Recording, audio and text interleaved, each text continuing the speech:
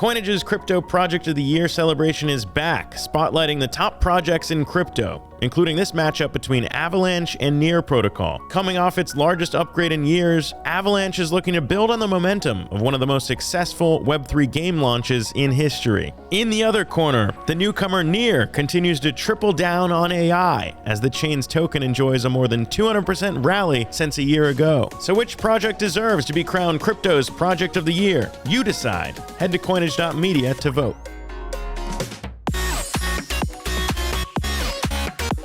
All right, excited to have on with us today the COO at Avalanche, Luigi. Thank you so much for coming on Coinage. Awesome. Thanks for having me, Zach. Happy to be here. Yeah, it's an exciting year, obviously, for what you guys are building over there at the Avalanche, I guess Avalanche, but the Avalanche community writ large in terms of all the changes. And so excited to kind of set aside the time to dig into not just what you guys accomplished in 2024, but also how that continues and spills over into 2025. There's so many things to talk about, Luigi, but I guess maybe we just kind of start with this concept. Right now, there's a lot of talk about L2s and the idea of kind of growing and scaling Ethereum. And then there's kind of what you guys are doing, and it was called subnets. You guys shifted it around a little bit this year, maybe a little bit of a shift in strategy.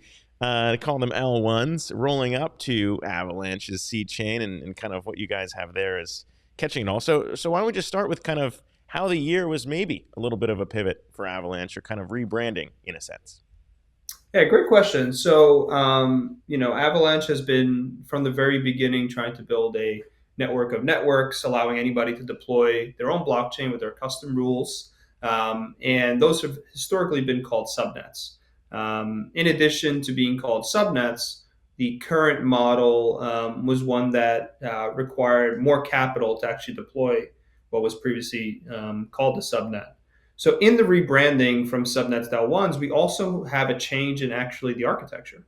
So the what is being referred to as the Avalanche 9000 upgrade, which just released last night, the pre-release. So it'll go live on testnet on Monday. That is probably the largest upgrade in Avalanche's history.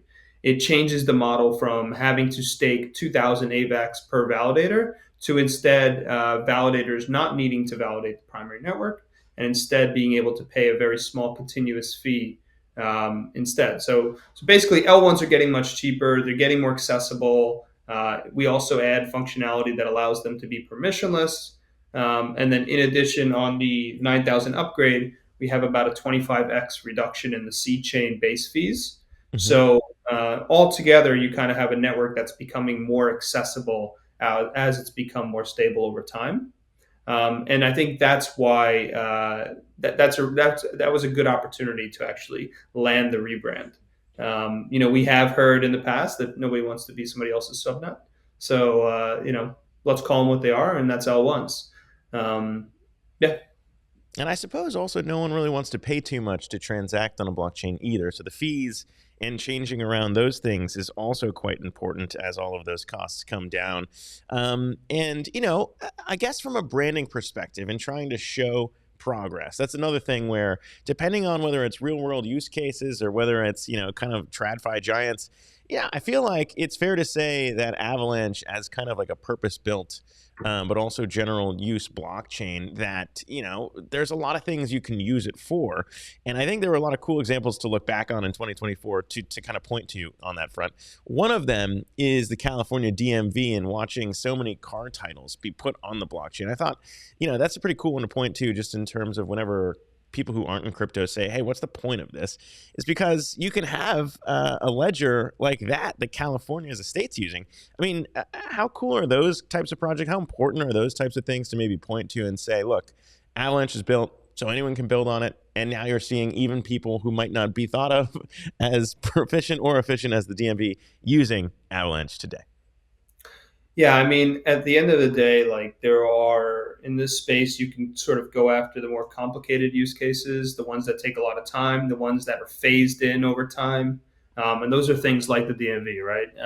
It's not easy to get a state to move, especially in the regulatory environment we were in. But, anybody who's been in the space for a long time, remembers and knows sort of the value proposition of this technology. You can, move digital assets permissionlessly. You can move value on the internet permissionlessly, and you can also streamline and improve much of not only our financial infrastructure but our digital infrastructure. So I think part of what we've been trying to do with things like the DMB, with things like the work we did with Citi and JP Morgan and other financial institutions, is upgrade a lot of the current infrastructure. Now, that's not as sexy as some of the other things that you'll always find in crypto. Crypto is eminently entertaining. And so, we try to find that balance, right? So we have a lot of efforts underway in the gaming sector, efforts underway in DeFi, obviously the institutional finance and capital markets, but also in consumer and social. So Avalanche is not attempting to sort of drive after only one vertical. We built basically a platform that is incredibly flexible, incredibly customizable, and we feel that whether it's enterprises or developers, startup developers, that they will find value in a platform that is so malleable, so customizable. And so, we're starting to see some of that take hold. And I know Theodore from Off the Grid was recently on another podcast, and they asked him, why'd you pick Avalanche for the game that they built, the one that has over 10 million wallets? And he said, what we were able to accomplish with the Avalanche technology was something that we were not able to accomplish with others, and they tested others. Yeah. And ultimately, that's like the true ringing endorsement that we're looking for as a platform. Yeah, no, I think that was a huge one too. I was going to get to that because I feel like it's a mix of a lot of things, both kind of the home, or at least, we've had John Woo on the show and kind of tracking how Avalanche wants to be perceived, or at least where it seems like the team is putting their resources. We're going to talk about the TradFi giants and BlackRock also using Avalanche in just a second, but it does seem like there is that consumer focus, at least as you mentioned, Off the Grid. We talked about it just a few months ago, and it did seem like a huge kind of turning point for the industry in terms of waiting for, hey, when is a major gaming studio finally going to build something on a blockchain? And just seeing so many people wake up to it, and yet also not even realize, because it's so smooth, that it's happening on the blockchain. And I mean, it looks beautiful. The games, we were just down in Buenos Aires and looking at gameplay there in terms of how people are using Off the Grid now. I mean, what are you expecting to see, though, in terms of that larger question, where if you're abstracting all this away and the consumer doesn't actually even know that it's on Avalanche? I mean, is that bad necessarily, or kind of is it just like, hey, we need one to be so smooth that now we expect a lot more games to kind of be built on Avalanche?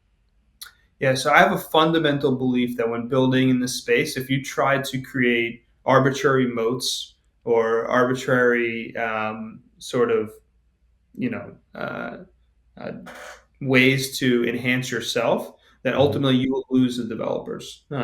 They will go to the platform that is serving their needs, that allows them to be elevated, which is ultimately what they want, right? You never see AWS elbowing whoever is using their service to market them or things like that. Like you don't want to see that.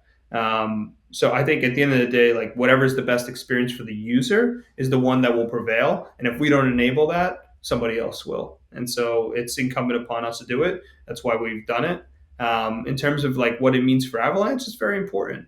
Avalanche is building a network of networks. Network of networks is not very interesting unless you have a lot of different chains with a lot of with different types of value that can actually exchange with each other and become more than sort of just become more than just the sum of its parts. And that's what we're trying to build. Like Metcalfe's laws, I think, is a good example of this. It really demonstrates how you want to build a network. So I would say like we want to start from first principles. We want to see success on people building Avalanche L1s. We Mm-hmm. think that we get more Avalanche L1s, and then the more that you have, the more vibrant that community is, the more vibrant the communication between them are, the more value that brings for the C chain, the more value that brings for the P chain. As like I said before, every validator pays a small fee in AVAX, which is burnt. So I think overall, like the system is well architected to capture value in a way Yeah. that's very natural, and the natural part is important to me. because whenever you Yeah. try to make it natural, it ends up the competition ends up making it natural. Yeah, no, for sure. And I feel like there's just a couple more things that I wanted to squeeze in here when we talk about 2024 before we look ahead on maybe what potentially, Luigi, you might think people are sleeping on when it comes to Avalanche in 2025. Because I think that that's what a lot of our viewers, as we go through Crypto Project of the Year, it's not just looking back to celebrate all the great projects and what they did in 2024, but also to spotlight what is coming down the pike and why everyone watching this should be paying attention to AVAX. But I guess, to my point on kind of straddling both kind of degen, more meme coinery and, traditional crypto DeFi, there's those metrics to look at in terms of, I think, the latest quarter. This is a little bit looking backwards, but DeFi activity is still there and active on Avalanche. But also, you guys got something that maybe other blockchains can't point to, which is, of course, the breakthrough with some huge TradFi giants like the BlackRocks of the world. And I want to ask you about that, Luigi, because I do think it is maybe more core to kind of being the adults in the room and what I perceive to be a lead in terms of real world assets that Avalanche has. How important is kind of working closely with that industry and names like BlackRock to really put Avalanche in a place to succeed? Yeah, it's really important. I mean, a lot of the team, including myself, are from traditional finance, so we understand like the opportunity here. I would say, like in terms of working with institutions, you can't really fake it. It requires a lot of effort, a lot of time, a lot of patience, and not everybody in this space has that, frankly. So I think that's something that we just fundamentally believe is an important vertical to continuously go after. Like I do believe stocks and bonds will be traded on chain one day. Um, in order to have an opportunity for that to be traded on Avalanche, like that relationship has to start now. All the coals in the fire have to start now. And so, we're fully focused on that. The intersection of DeFi and institutional is really important. It's starting to grow. It's very slow. But like if I told you 2 years ago that BlackRock will be launching a coin on, Avalanche, I think most people would be shocked. So while it moves slow, it also moves fast. And I think we're only going to see more momentum, especially as we get and hope to get additional regulatory clarity. That was probably one of the largest blockers that Mm-hmm. we've seen. I tell a story a lot of times about working with the large financial institution on a product, and we'd been working on it for months, and we were told probably a week after FTX that they shut the whole thing down. And so they're very, very, very sensitive Yeah. to side environment, even more so than I think most people give credit for. Yeah, no, certainly. I feel like it's a very different thing to build a game on chain than kind of, I guess, when you're in those institutions and have so many layers of approval to go through. It's a different ball game, but exciting to see that nonetheless. And I know you were just posting too in terms of weekly DEX volumes right now on Avalanche as well, starting to show some early kind of rebound and momentum, the most we've seen there since March, as you point out. And maybe that's a good segue, Luigi, in terms of looking ahead and building, finishing out the year, turning the page, moving into 2025 on the roadmap. And I guess, again, it's not the only indicative thing that our audience cares about, but obviously, considering all these tokens do trade, looking at the charts, it's another thing that people are saying, okay, we're kind of moving into this era of not just kind of qualitative, give me the thesis, give me some cool, exciting things that happen, but really, how does it all fit into the broader narrative of how these projects are looking at tokenomics, how they're looking at kind of how to do this sustainably and building forward? What has you most excited about what Avalanche could do in 2025? Yeah, I mean, look, we're about to ship our largest upgrade, right? This has been a year in the making, a lot of effort from the team. Really positions us as probably, in my opinion, one of the best multi-chain ecosystems out there. Um, you know, I do think crypto moves in seasons. Right now, there is a very strong meme coin season that doesn't always last forever. While it's there, it's important to take note of, and it's actually important to try to capture attention and value, and we will. But the most important thing for us is that we are delivering the best multi-chain ecosystem to start.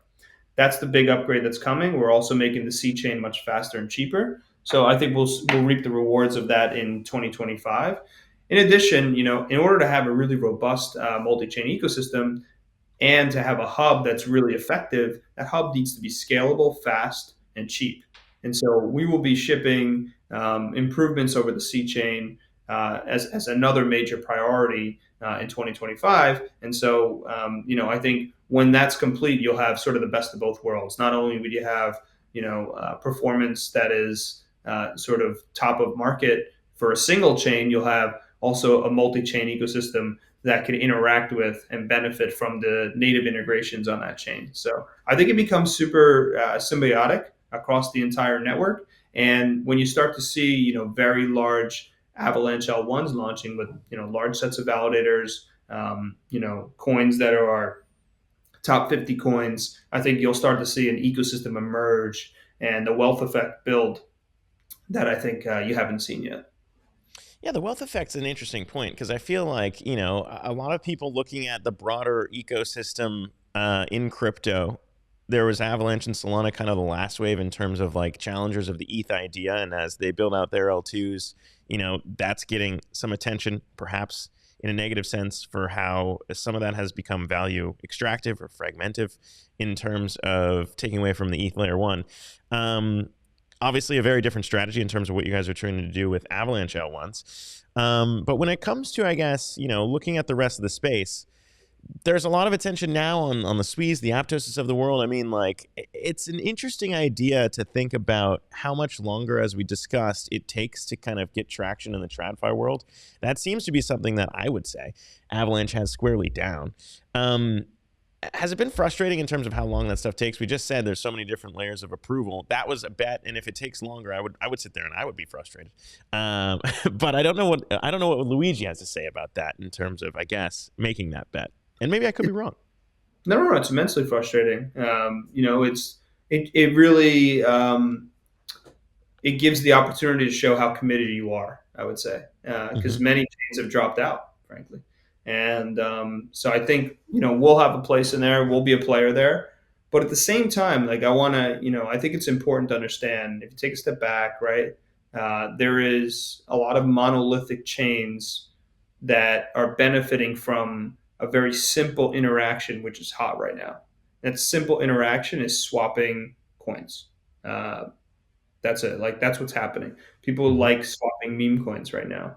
My guess is that's not the entire bull market. My guess is there will be something else that'll emerge. And if that thing that emerges is not as simple as simply swapping coins, you will require probably a different type of architecture, or you'll probably require people want their own chains or want more native DeFi integrations, etc. So it's important to note that I love in this space how recency bias is always extrapolated into the future for years. Mm-hmm. I remember when the ETH alignment story was so strong for 2 months or 3 months, maybe even 5 months. It was like, what are you guys going to do about the fact that if you're not ETH aligned, it's over? And that story died as nonsensical as it was, really fast, really. And so I think the difference here is that there's real metrics to point to, but as we've seen over many cycles in this industry, zero sum games in crypto rarely last. They didn't last with the Ohm forks. They struggled with the meme coins in earlier this year. They struggled with some of the DeFi Ponzi stuff and the GameFi stuff. Zero sum games typically don't perpetuate and last for the long term. They don't build sustainable value. And Yeah. so it's important because it's a great product market fit demonstration. But I just wouldn't extrapolate that into something that will perpetuate forever. So you need to be able Yeah. to capture also the next wave. No, it's a very good point, and I think it's one that we've also been learning here at Trustless in terms of having Coinage, having Bestish Ever, which was launched on Avalanche as well. Very smooth process, I will say that much, and add that disclosure, I suppose. But Luigi, when we kind of look at 2025, the other big thing that we like asking people who come on the show, as smart as yourself, is always what they see as big, bold predictions for next year. Maybe ones that people might not know or even in your head. It doesn't necessarily need to be for Avalanche, but could be for the wider crypto space. Sometimes there are things that are discussed that people don't expect to see. So I'm curious what your big, bold prediction for crypto might be in 2025. You don't need to look out that far, but what do you maybe see as something that a lot of our audience or people in crypto could be sleeping on? Well, that's a great question. I don't know if it'll happen in 25, but the next big thing in my mind is people getting paid in stablecoins. Hmm. Um, when salaries start to get paid in stablecoins, I think the whole mindset of crypto changes from an on ramp, off ramp into fiat into an ecosystem and an entire economy that doesn't need to touch the old system, right? Part of the reason that it doesn't really make a whole lot of sense for people to pay for goods in stablecoins is they need to on ramp to get them. So if people start actually getting paid in them, they have them, they can purchase goods with them. We never have to touch the existing banking sector. So I think that I'm not sure it'll happen in 25, but that is one of the things that's top of mind for me that I'd love to see the industry actually focus on deeply because it would be one of those things that would profoundly change everything on chain. Yeah, I know that there was also the Stripe integration, if I'm not mistaken, in terms of Avalanche working with Stripe and Stripe doubling down, I think, on a lot of stable coins in the space. They had pivoted out before, back in trying to really figure out how that all works. I would agree. I mean, USDC built on Avalanche for Best Ever, our other kind of community-owned media outlet. That also was a thing that we witnessed firsthand in terms of ease of use, people paying with credit card and paying with USDC on Avalanche. So it's exciting to see. And Luigi, I can't thank you enough for coming on and discussing all this. Congrats to you and the rest of the team and the entire Avalanche community in terms of what was accomplished in 2024. A lot of hope and a lot of momentum to carry over into 2025. Exciting to see what comes next. And of course, we'll see who moves forward in our celebration of the top crypto projects. Avalanche, one of the few projects that comes back from last year. Luigi, thanks so much for coming on, man, and congrats again. Yeah, thank you, Zach. I appreciate the conversation. A lot of work to do.